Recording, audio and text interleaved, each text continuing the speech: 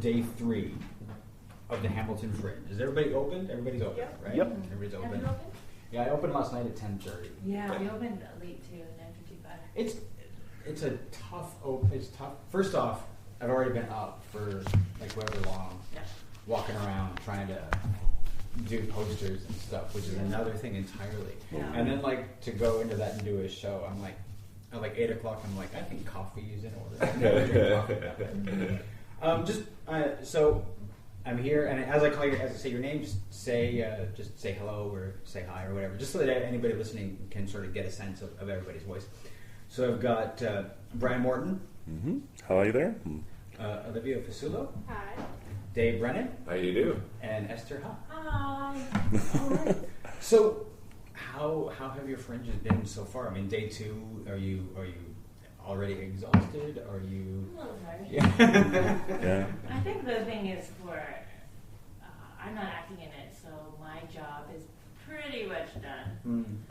The week leading up was very tiring because it's a bit about like postering, make sure you go out, tech, dress, all these things, and just like the stress.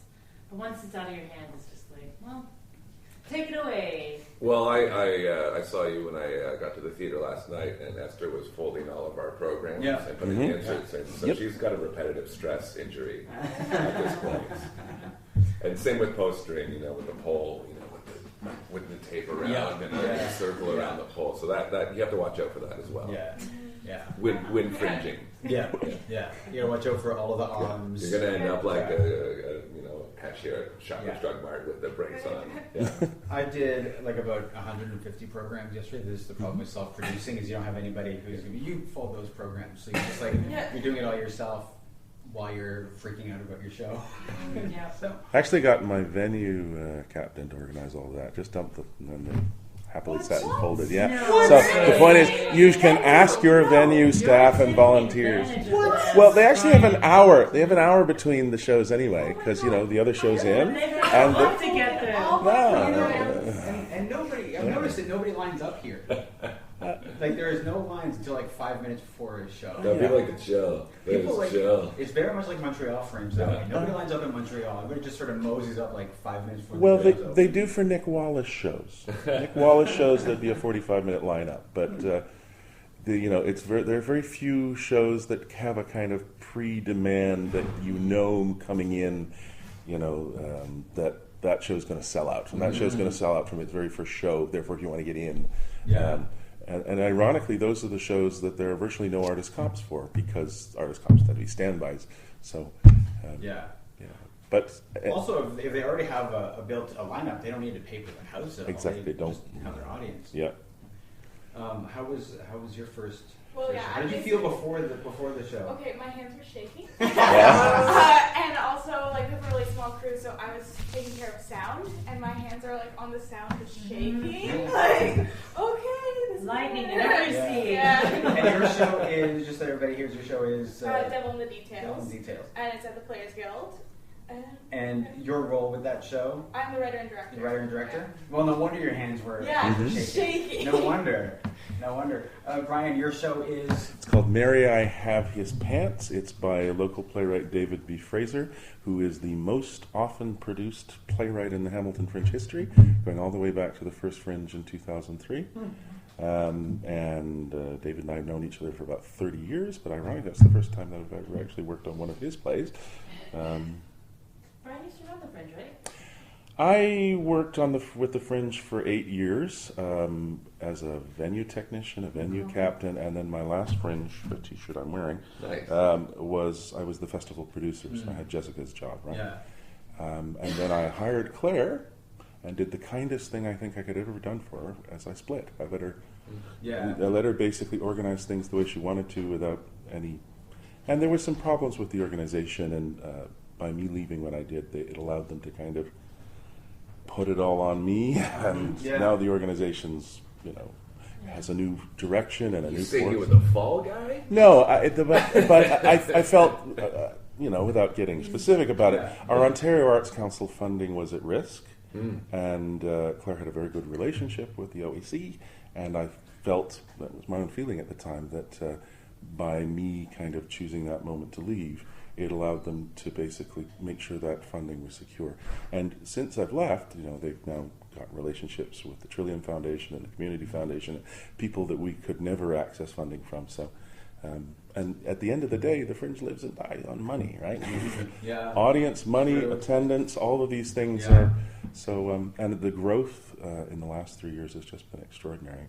And so it's kind of nice. I always said I got involved with the Fringe Festival to begin with because I had applied to the 2005 Fringe as an artist, and they accepted my check, and I was in the Fringe, and I was thrilled. And then 8 weeks later, they sent us all a letter saying there's no Fringe in 2005. Here's your money back, right?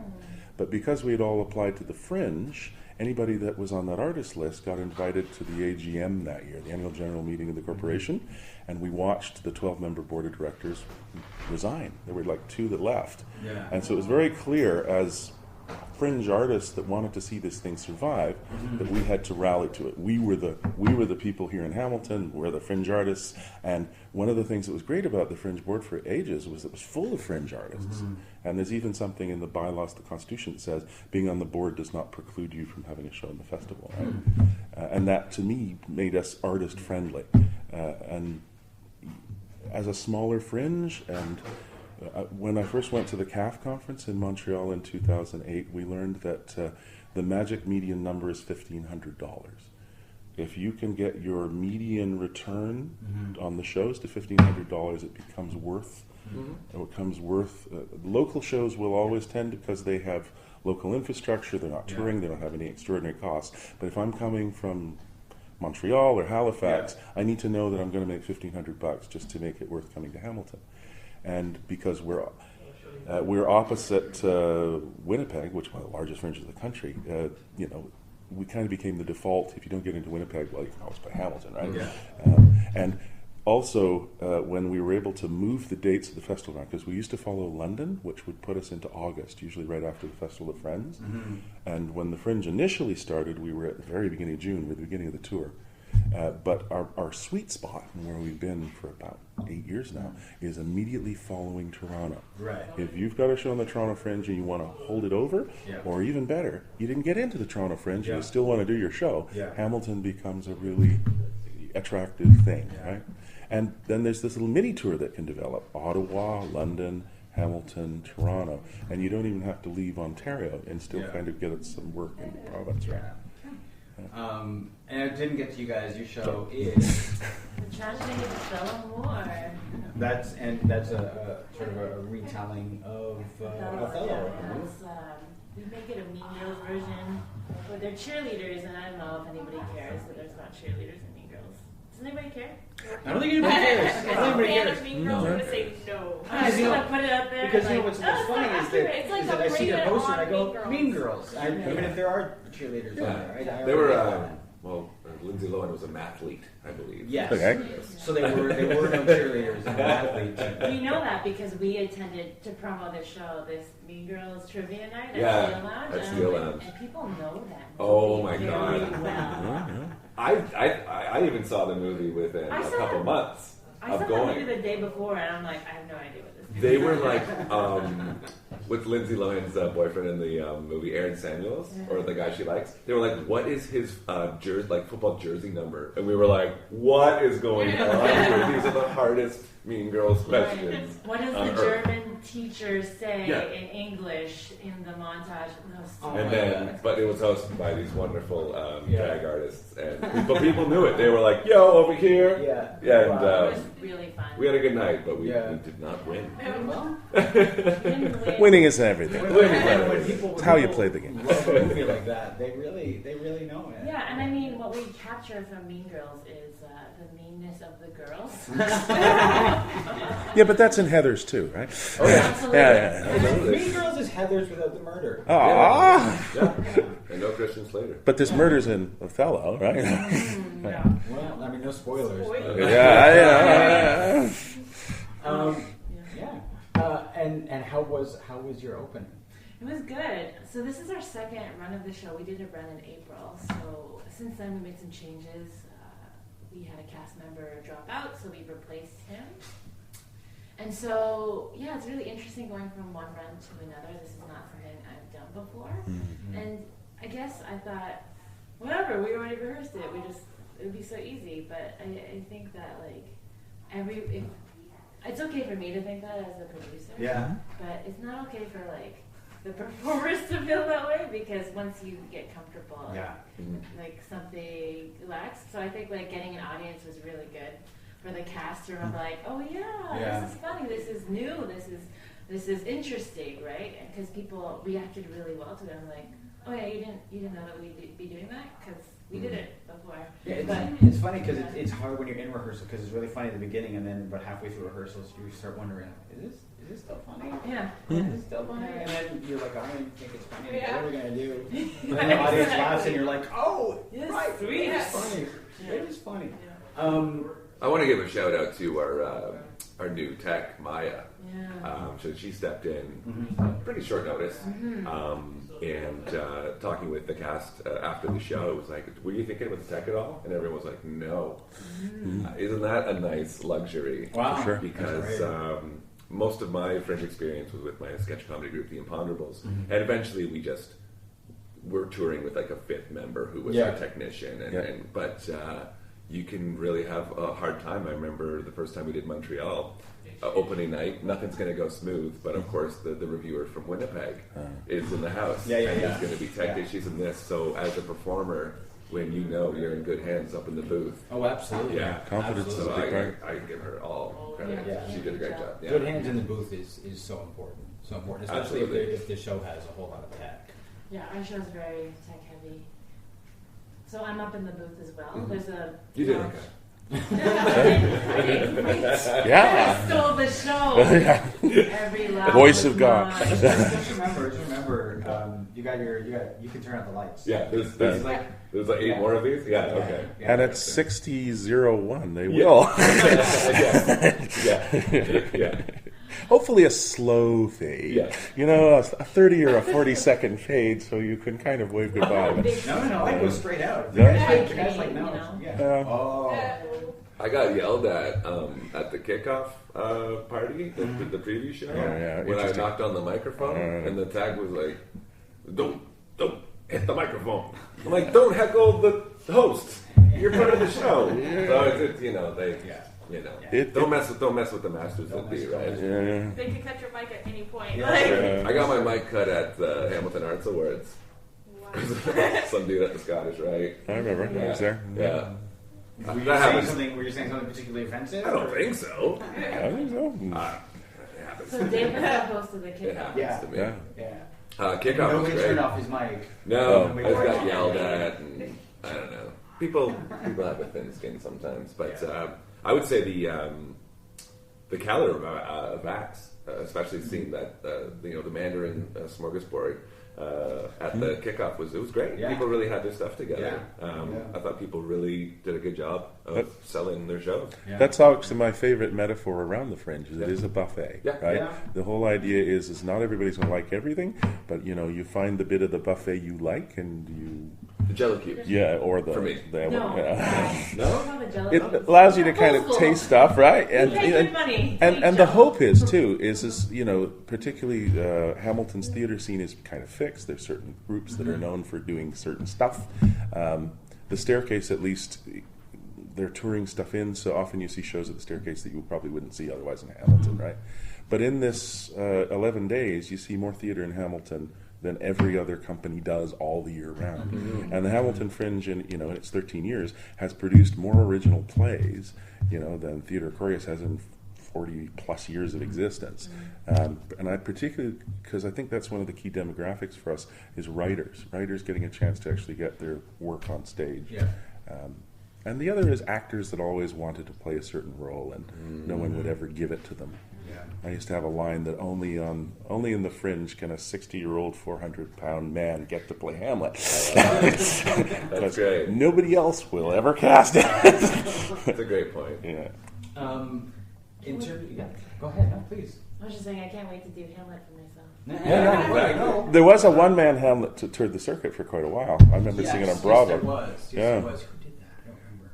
I don't remember. I just remember singing on Bravo, but it was in Toronto Fringe for a long time. Yeah.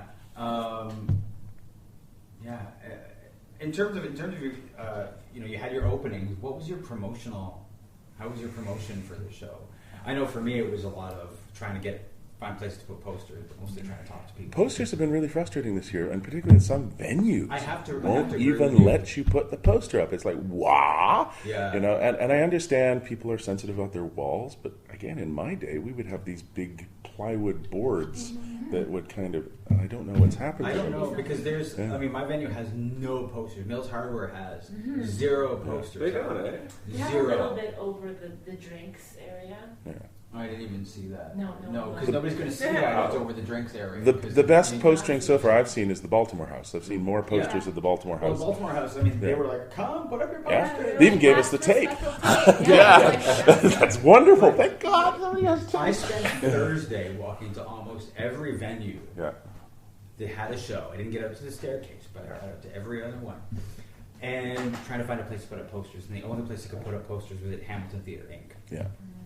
Yeah. It was really frustrating. Yeah. Because my audience is people who are going to other shows. That's it. And actually, so if I've seen Fringe posters everywhere.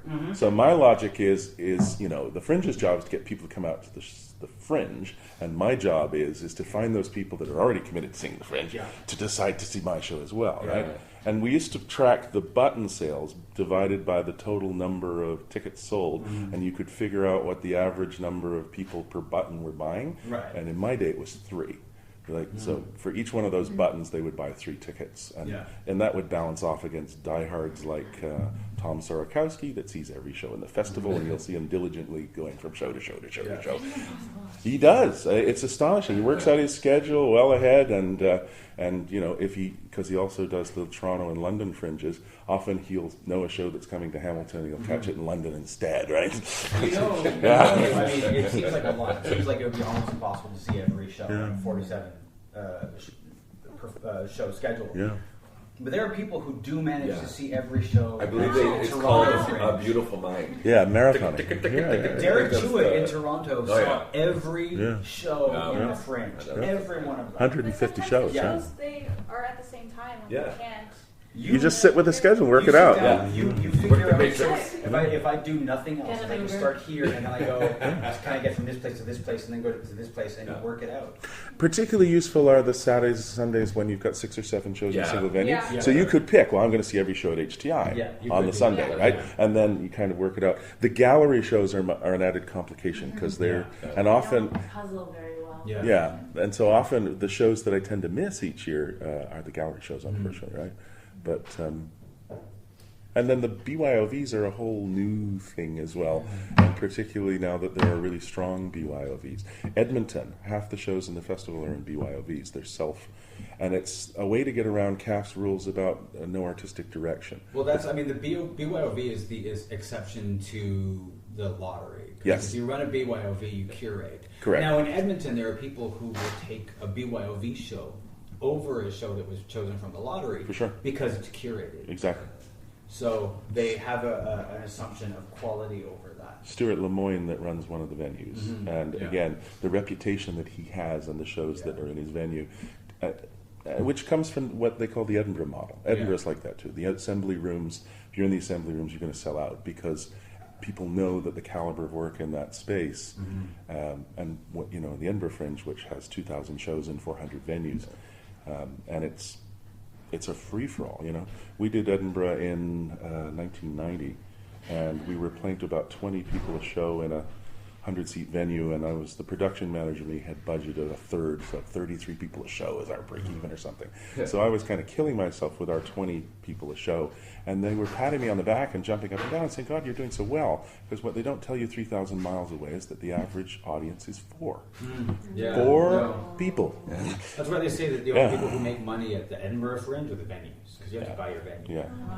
Olivia, you, as somebody from Hamilton, is this your first production at Hamilton Fringe? It's my very first production at Hamilton Fringe. Congratulations. Yeah, first one. Fringe Virgin, right? Yes. In terms of how did you come in? How did you approach the festival in terms of your promotion? Did you have a plan going in? Yeah, I came at it a little bit differently than most people in the Fringe because I'm coming from a different background. Mm-hmm. I was approaching it more from a social media business kind of standpoint because that's my background. I've already been doing social media for business before. Mm-hmm. So I made sure that we had videos and then the thing is the best investment you can make is like a $7 investment on Facebook for sponsoring your videos because you can tailor your audience and then have it play. So I had it tailored to people who like theater in the area, people who like Fringe in the area, and so I got a really good response with that, but also making connections with artists because I'm a virtual unknown person and really trying to cross pamphlet with other artists because if they're already at another show, I'm not taking away from their audience, but we can both get more audience from one another. Yeah. So, and I did a bit of postering, and we went down to James Street North and that kind of stuff. Like, can I put your postcards in? Yeah. Can I? That kind of stuff. But I really focused on the social media aspect. Yeah. Also because my audience was a little bit younger, a little bit more from the Mac scene. So. Well, the highest grossing show in Hamilton Fringe history was a McMaster production back in 2007 when we used to be in the Downtown Arts Center. We had a 300-seat theater at that point. And people used to say, oh, that's unfair, they've got a 300-seat theater. Yeah, but the audience is still 30. So whether you get to play to 270 empty seats is really no advantage. But that particular show, which was connected to Mac, and again had come out of the Honors Performance Series, was playing to 280 people at night. Wow. And they think they made like $7,000. That's still the record, right? So rare. But it was a Mac connection, and we know from the button sales that they didn't hang around to see anything else. They came and they went, so that's the thing. The hardest people tend to be the out-of-towners, the poor guy from Brazil who has no friends or family, and thus has to kind of generate. And always the heartbreakers for me. I particularly remember a 3-person version of King Lear that came from Winnipeg, and I remember the board of directors. We basically all had to rally audience for them because there was one performance that nobody came. That's heartbreaking, right? Yeah. And even they accepted the fact, okay, we're not going to make any money. Let's at least pay for the houses and play to an audience and have some fun, right? Yeah. Wow, I'm starting to feel better about our 4 people in the crowd when we played 9/11 in Vancouver. Yeah. I'm curious. Why did we do that again? There were a lot of people canceled. We didn't know those volunteers were going to do a moment of silence. That's what you really need before now.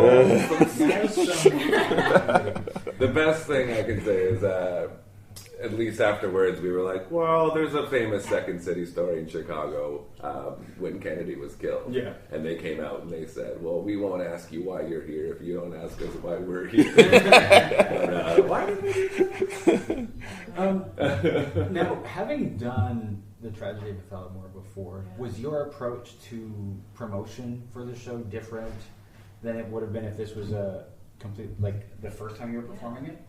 Well, so the thing about the Fringe is that you have people who are looking to see shows, right? And so with a run that's outside of the Fringe, you just have to convince people to come. And so in order to break even with costs, we had to charge more for tickets and all this thing. So we had a very short run, but what was nice was that we didn't have a lot of competition. There wasn't much going on in April. So we got the cover of The View, which was so great, and so I'm posting it now. But we got some really good promotion. I don't think it would have helped as much if we got it now, right? Because right now people are looking for things. Yeah. But I think it's just really that there's so many shows and it's just trying to rise up above the noise. Now we did poster a bit and try to give out cards, but it's a different landscape because in April it's cold. Yeah. I had a funny moment. I did the sort of the Lock Street beat, and but I went back into there's a great coffee shop, Democracy, and when I put our poster up, there were a dozen Fringe posters already. I went in the other day; they were all gone. Something's going on with posters. We've seen that on social. Whether it's something against the Fringe or just posters. Whether the poster Nazis have decided that these are outsiders and. I had a funny moment too. I was like, just on a whim, I went into the Starbucks on Lock Street, and they're like, you can put it up, but their corporate structure, you can't have a price on it. So they're like, well, you can take this marker and rub out how much tickets are. I'm like, sure. And then I looked up, and then there was the official Fringe poster, and it had the button, and it was all X'd out, or circled out. That's so interesting. Isn't that weird? Because they like to view themselves as it's like a community board. For sure. Oh yeah. No price tags. Yeah. No advertising. I doubt it's up still. Yeah. I mean, you never know what's going to happen with the posters. I mean, I went into a couple of places. They were like, "Well, our wall's full, but if we decided we're going to take one down, we'll put yours up." I'm like, "But why would you take another one of those down? They're still running." Yeah. It's funny. It's so weird. How much? This is my first Hamilton Fringe, even though I'm from here and have performed here for a really long time. But it doesn't. Is there a lot of flyering at shows? I've noticed that one of the things that's kind of missing from this Fringe is lineups. Yeah. Right. People don't seem to line up for Fringes. Right. It's kind of like Montreal. Nobody lines up for a show in Montreal. They just sort of like mosey up 10 minutes before, get their ticket, and walk straight in. Right. So in Montreal, you can hit everyone up at they've got the best beer tent. Yeah, they do. Forget the beer part, the 13th hour, which is the night party. That's where people. That's where everybody's liver really takes a hit. That's Montreal in general. But in terms of like the best, we discovered when we were there that the best way to flyer was from people coming out of shows. And I'm thinking that might be the way to do it here because of the lack of lineups. It's just to sort of show up when the show's about to let out, and then get them because then they're coming out en masse. Instead of like being that guy who's hovering around. If you're hovering around, you've got your a handful of postcards. Everybody knows what you're there for, and they won't like look you in the eye at all. Like, don't tell me I don't know. Phil and I attacked the one lady that was standing inside, one after another. We and she was very nice because she'd done the Toronto Fringe and she knew what was coming, and she was very nice and polite about it. And you have to have that 30-second elevator pitch, right? What is this? Well, it's a blah, blah, blah, blah. Thank you. But she also, I'm not going to see your show, but gave me the pitch. I was like. There's points where you might as well. You might as well just be a joke. You know what? I'm just gonna. I need to practice. I'm gonna well, also, think about this. If the pitch is good enough, they may change their mind. Sure. Wow.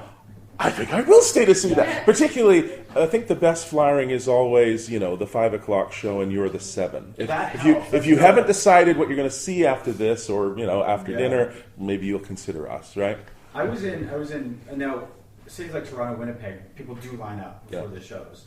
I was in Winnipeg a couple years ago, and Peter and Chris. You know Peter and Chris? I saw Peter and Chris last summer in Montreal, and it was... They're amazing. So... ridiculously funny. I was going to flyer the lineup for the Peter and Chris show, so people are lining up. And as I'm walking towards it, I see every show that's in the Winnipeg Fringe just descending on that line. And I was like, those poor people, I can't do this. I can't do this. You've got people who are like juggling flyers and they don't have anywhere to put them. Kind of felt that way after Kickoff. Like Yeah. a row of flyers. Oh, I know. Oh, my God. Was it a massacre? I didn't see it. I felt really bad. It's like a gauntlet, and people get to the end and they're like, Yeah. I'm not a binder. It's hard to know because you've got. Just handing somebody the flyer isn't enough. It's good not You to have enough to- about this show. Yeah. You do have to talk to people. You have to give them the pitch. Because it's the personal connection that's more likely to get them to come out. But that's a skill set. Again, there was one artist from Toronto about 5 years ago who shall remain nameless. I don't want to out them. But he used to do his flyer thing in desperation. Please, come see my show! And it was a wonderful show. But that just turned people off. They all went, oh my God, let's not see that one, honey. So it's a meeting of mutuality. I'm doing you a favor because there are a lot of shows that suck and mine don't. So, I'm doing you a favor by letting you know that my show is good, right? Have you guys ever seen... You guys know Generals? Oh, yeah. Legendary. You ever seen Generals flyer? Yeah. He's like Alexander Hamilton. The man is non-stop. He does not stop. Yeah. He will go to, he will just start a circuit. He will go to every venue that has a line. He will talk to every single person in that He's got that charming accent. Oh, he does. He's got that. He's got the that advantage of going that for English What's the accent. name of his show? He just doesn't. Different shows The one I every saw him do was about the poll tax riots in London, and again, bare stage, nothing, just walks on stage and does the show. He's a phenomenal spoken word artist, but he's the other show I saw in Montreal last year. I took my girlfriend. I'm like, I said spoken word, like you're gonna love it. But he was doing this completely new show about Leo Szilard, who was this physicist and basically helped keep the A-bomb out of the Nazis' hands. Wow, It was amazing. I couldn't believe this. He's the most talented man probably in Fringe history. And that's a completely new topic. Yeah, and Fringe is basically how he makes his living. Yeah, for sure. Yeah. And the Canadian, he goes home to England, he writes his show, he comes to Canada, and he does the circuit. He tours right across Canada. He goes back to England. Yeah, because the Canadian circuit is more lucrative than the ones in Britain. And I know people in who Adelaide come from Australia because they make more money here than on the Australian Fringe. For sure. Yeah. And it's simply because there's a structure to the Canadian model. CAF has American festivals in it. Yeah. It's not geography. It's the model of Fringe Festival, which is based on Edmonton. Edmonton's the first Canadian Fringe. Yeah. So what Edmonton set up, we've now exported across North America, right? Yeah. Cool. And also, at least in Canada, the word fringe is actually a trademark. So in order to be a fringe festival as opposed to a fringe festival or an infringement festival, you have to basically follow the CAF rules. And those 4 rules are very precious to me. No censorship. Yep. Right. If there was an incident in Montreal that a show the Gazette hated, and they were faced with the awful situation of losing their Gazette sponsorship or kicking the show out, and they kicked the show out, right? But that's the only instance I can think of in CAF history, and there have been a number of infamous productions, including one called The Happy. The Happy C Word. This is a podcast. There's no censorship. Okay. Well, it was called The Happy Cunt, folks, and it played Edmonton and Calgary and was notoriously explicit. And I remember particularly Jeremy that used to run the Montreal Fringe saying, if you want to have sex with a goat on stage, this is your opportunity because we will not stop you. Jeremy was swinging a bottle of Jameson's at the time. Hey, well, we won't stop you. The police may stop you. The audience may get up on stage and stop you, but the festival will never say, you can't do that. I'm sorry. And that's a unique experience. The other one, too, is the lack of artistic direction. And that, to me, is so precious. Yeah. Because every time in my life I want to do in a play, there's somebody reading this and going, and also the fact that a first timer, or R.H. Thompson and Eric Peterson, they all get treated exactly the same by the festival. The media will not treat you exactly the same. The audiences will not treat you exactly the same. But the festival itself will provide the same amount of infrastructure and support to each of them, right? And that, to me, is so precious because you never find it anywhere else. Right? Yeah, it's true. The other thing that the first time I did the Montreal Fringe, there was a solo artist named Cameron, and God, I'm blanking on her name. And she does basically the day before she does a seminar like how to promote at the Fringe. And she does it at all the Fringe festivals that she goes to. And the first thing that she says is, "You're not competing. Forget that you're competing. There is audience enough for everybody." You just have to let people know about your show. Your audience is already here. They're already at another show. So we are not in competition. And, generally when I was on the Fringe tour, everybody took that to heart because if I'm talking to somebody and they can't make it to my show, I will help them find another show, especially one that I've seen. Yeah. Speaking of shows that you've seen, have you guys had a chance to see anything yet? Oh, yeah. 4 shows. I just one so far. But 4? 4. Nice. Yeah. For you. Awesome. What have you seen? In no particular order or in the order of things that I really liked? Should I start with the stuff that I think you should go to? Why don't we talk about the stuff that you really liked? Let's not talk about the stuff that we didn't like. Let's talk about the stuff that we liked. Okay. Well, I haven't disliked anything, but I have particularly liked something. And a lot of it comes back to what I call my cup of tea versus not my cup of tea.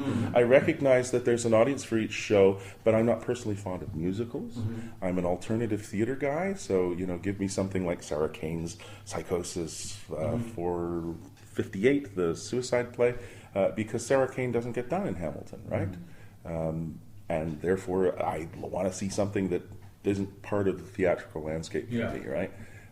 Dirty Girl, that's doing really well at Staircase. Michael Krauss, a local playwright with a really great reputation.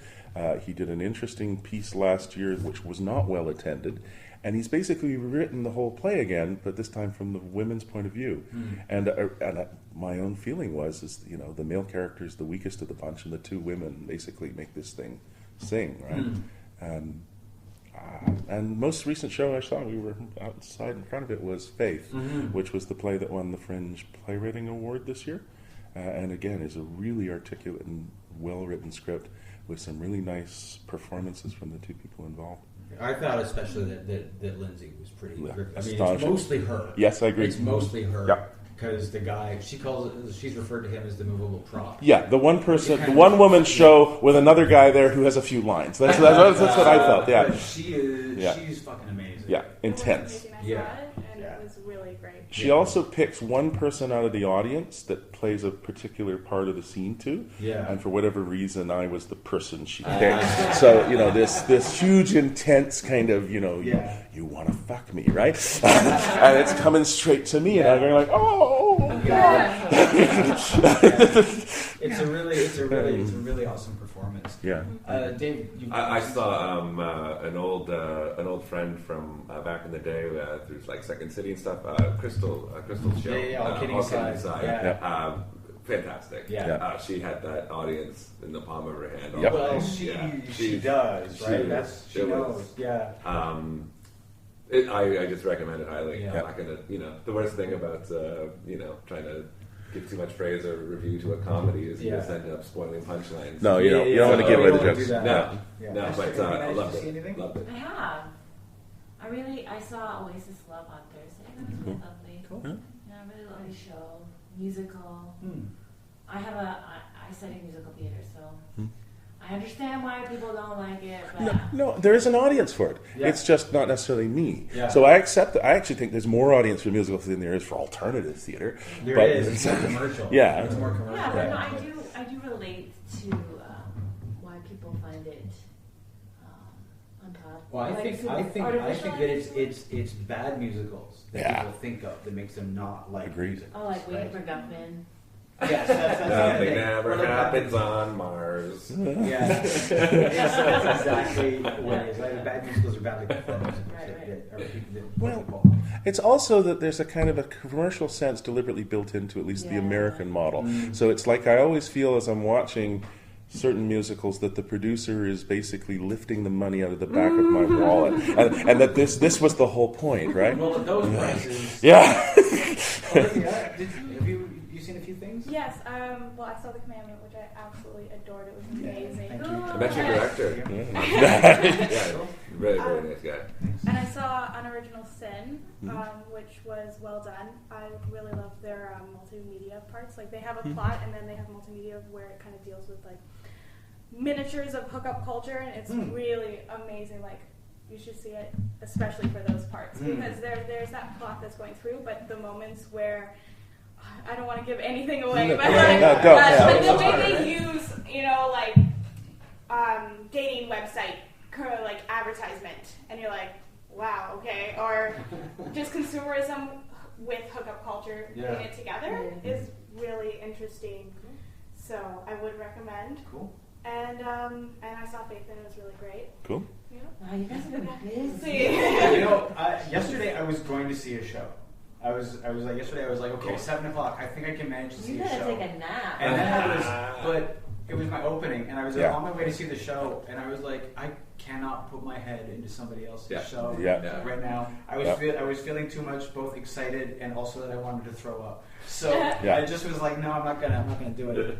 But yeah, so I've seen your show, which was a lot of fun, and I saw Faith, and those are the two shows I've seen. When I say your show, I was indicating Olivia, who's sitting to my left, and I'm hoping to see.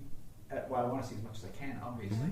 Looking forward to Mary Pants and a few more. Yeah, I've got it on my schedule. Well, it's funny. Dave said at the launch that we had buzz, and I'm like, we do? But the thing is that you don't know that you have buzz until sometimes until performing. We were very fortunate, and so far it's the only real decent media we've got. We ended up with an article in The Spectator, and that's based upon a 30-year relationship with the guy who writes for the Spec, right?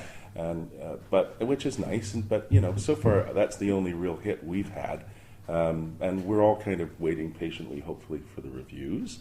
View does everybody. Yeah. The online reviews should start happening this weekend, and I think Monday, Tuesday, Wednesday, the few shows that the guy from the Spec saw will start to percolate. The interesting thing that I find about the View is that they don't seem to I was looking at their website, and they publish the newspaper in its entirety. That's only recent. Okay. That's only been the last year. It used to be there'd be a separate article, which would be Fringe reviews. Yeah. And my problem with the View, and I know this because I used to work for them, although again, because of my relationship with the Fringe, I've never actually reviewed Fringe shows, right? Because there was a rule that you could never review anything that you were a part of or affiliated with, right? So my job was to find other people to review the shows at the Fringe. But it's the fact you only get a paragraph. And what is kind of nice is they assign the critic to basically see all the shows in the particular venue, and then you get this little thing called Critics Pick. The one show of the 7 I saw in my venue that I had to cover that I liked. And so often, Critics Pick View magazine comes up because you were the best of the 7. Now, having said that, all the shows in that particular venue could have sucked to you, but who knows? But it's kind of nice that... Or everyone could have been wonderful, and they agonized over which of the 7 to pick, right? And there's no way to know. But it's a tiny little paragraph that basically, it's like the elevator pitch. This is kind of a show about this. Yeah. There's two things that I want out of a review. Yeah. Aside from it being a positive. A good one, yeah. Actually, they are before the review is even published. Number one, I don't want the venue captain to tell me that there's a reviewer in the house. No, I agree. I do not want to know. And yesterday they did. After the fact. Yesterday, no, they did beforehand. I was like, all right, so here's my media kit information. She said, oh, good. That's great because I said, don't tell me. We have the reviewer from the View. I was like, don't tell me. Yeah. And the second thing is a moment of silence before the show. No. What I want is for that reviewer not to sit in the front row. Oh, I got that. With a notebook. With a notepad. Diligently scrawling all the way. Yeah, he did. He was sitting right there in the front row. Notepad. Right there in the note with his notepad, taking notes. And at one point, he put his notes aside, and I was like, "Is that good? Is that bad?" He's finished, man. I don't want to see you. I don't want to see you. I don't want to see you. So those are the two things. Oh, it could be worse though. There was one reviewer, thankfully, who isn't around anymore, who used to diligently wait at the end of the show where everybody's madly trying to rip the set down and all the rest, and asked to take a photograph, which would invariably take 10 minutes, while you're madly trying to do the changeover, right? And if you wouldn't let him do that, he would get mortally offended, and it would show up in the review. And it was like, my God. And so, just as we start to think about wrapping up, what are you guys looking ahead? Since we're just starting day 3 of the Fringe, what are you guys looking ahead to? Do you have any plans, things that you want to see, things that you want to do? What are you hoping for? I think it's at 4 today. Taller.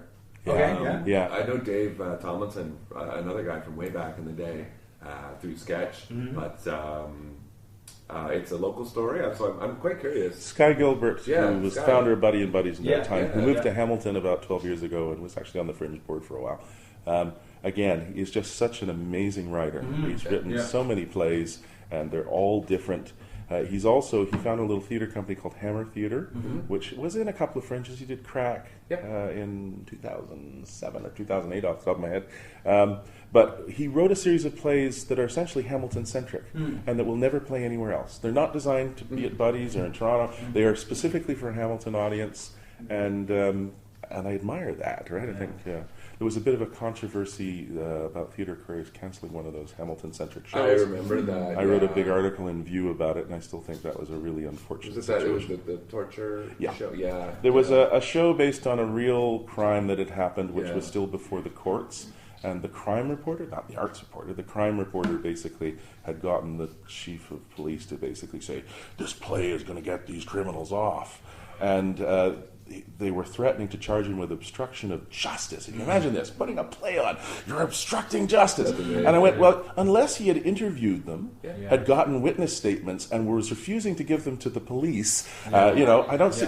He basically read an article in The Spectator. If anything, The Spectator was running this bigger than anybody else. Absolutely. The line about them making him eat feces was in every Spectator article, right?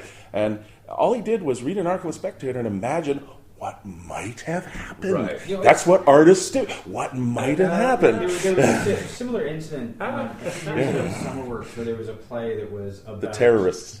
The terrorist play. I was in a playwriting class with her. Son went mad with it and started taking it everywhere and talking to people in the. They lost their funding. They lost their funding over this. They almost did. They got it back. Eventually, they did get it back, but it was like the Sun blew it up out of proportion, and because nobody had seen the play yet.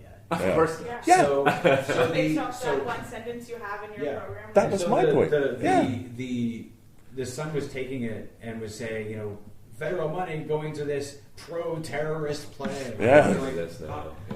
Esther, what are you looking forward to in the next few days of the Fringe? I don't know. I guess just settling in the show. I want to go see some things. I want to see Commandment today. Can I come? Yeah, absolutely. That's great. And what time is that today? That's at 2 o'clock. Awesome. By the time this goes up at noon, I will be already in prep mode. Do you want to be on the list? I'll put you on the list. Yeah, that'd be great. And I want to see. I've heard a lot of good things about Bathtub Girls. Yeah, I've heard a lot about that too. Those girls can cut a rug. Yeah. Baltimore House after they were up there on the dance floor. Believe it. Yeah. Disgustingly young energy. Yeah, they have energy to spare. Olivia? I'm looking forward to Othella Moore. I'm really excited. Yeah. And Bathtub Girls, I really want to check out. Mary Goes Pans, I want to check out. All the plays that are in my venue for sure. Christmas at the Jubilee Hotel. Cool. And then see what else fits. I'm trying. I mean, my concentration. I got to crack the self promotion in Hamilton. Since I'm not from here, I don't know the Fringe very well. I'm going to try the end of shows for flyering and stuff like that. Do you know what I found really good yesterday is that the lobby of the staircase fills up very nicely. People just sitting and eating. Staircase is great, team staircase. Has like food and drink. And people just hang out there before their shows. I know. I mean, you could literally lose yourself in staircase for a while. Just come out of a show, grab a coffee, grab a drink, go into the next show, and just like stay there like for a day, which is great. It's a bit of a hike. It's an island. On the day on Thursday when I was traipsing to every show, I was going to see your show, but I went to Theater Hamilton Inc. first, thinking that that's where it was because I got confused in my brain. I was seeing Faith there later. And then I had I had 35 minutes to get to your show, and it's a 25-minute walk. So it's like I'm in the wrong spot. You should take a Sobe. I should take a Sobe. I should take a Sobe. Because there's a station right outside there, and it's really reasonable.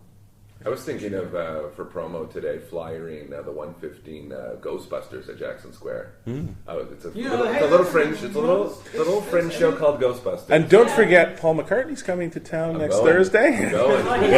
Because my God, there's going to be 20,000 people there, right? Looking for a fringe show.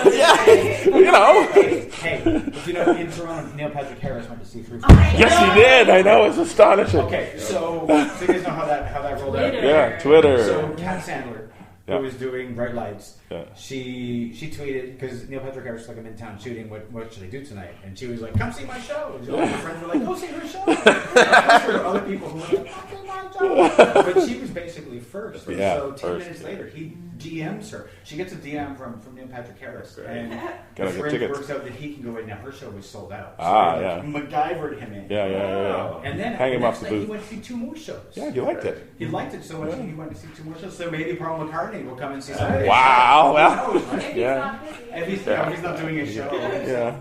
I'll yell at him. I'm going. Yeah, good for you. It's our one night off. The only tickets are the $900 ones. They're the only ones left. So I have a question about, and this is something that I'm noticing is, I've been to the Baltimore House a couple of nights after the show, after people are out, and I've noticed that it's not very full. Okay. Generally when I'm there. Now, maybe I'm just not there late enough because I don't stay up very late because I'm an old man. But it's such a great venue. Yep. I would think that people would go there. If that venue was the Toronto Fringe Club, people would just pack that place. Is there a reason why people don't seem to go? I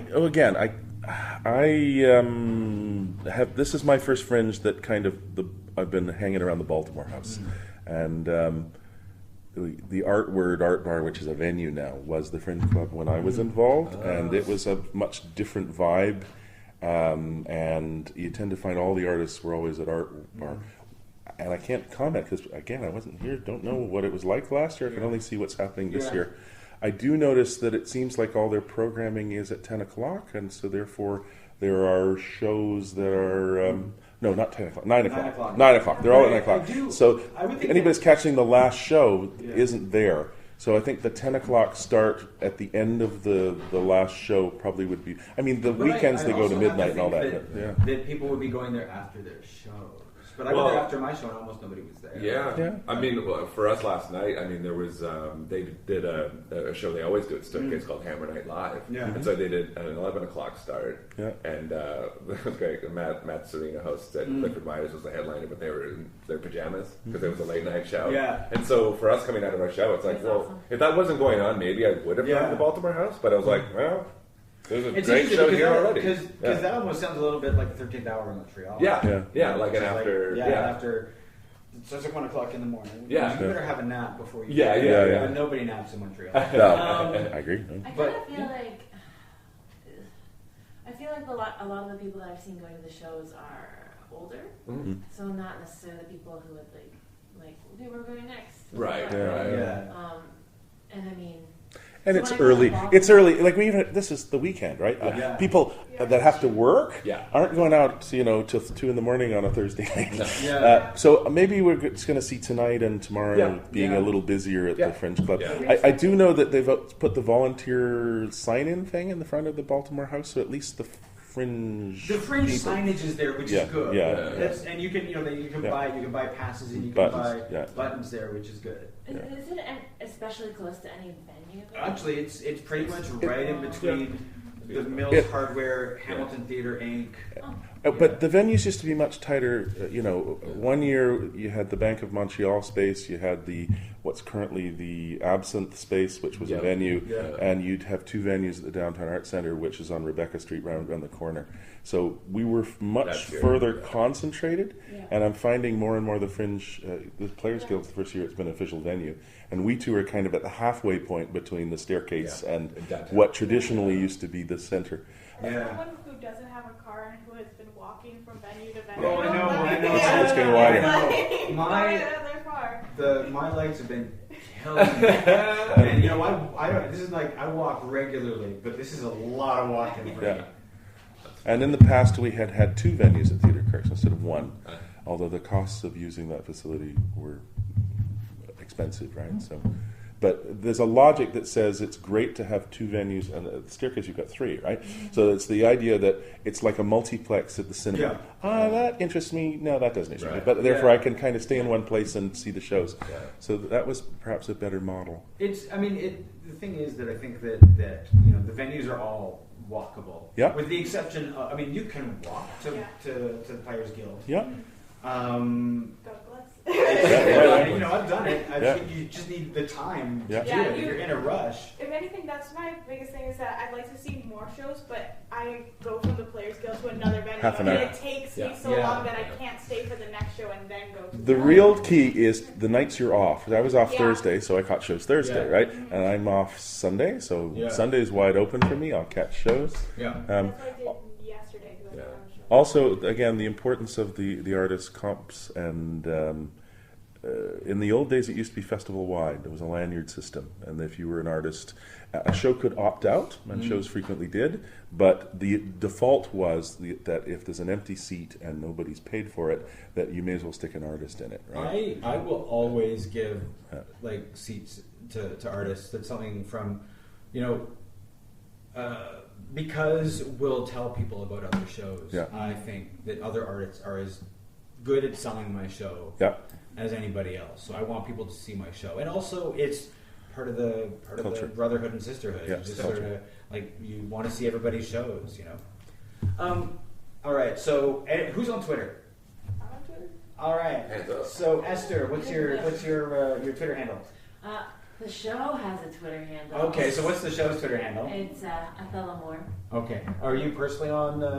I am personally. Would you like to share that? Sure, that's ESTHUH. Esther. Okay. Dave? I'm at Brennan, Brennan, David N. Cool. Yeah. And Olivia? And I just have with the production company at Referendum PC. Cool.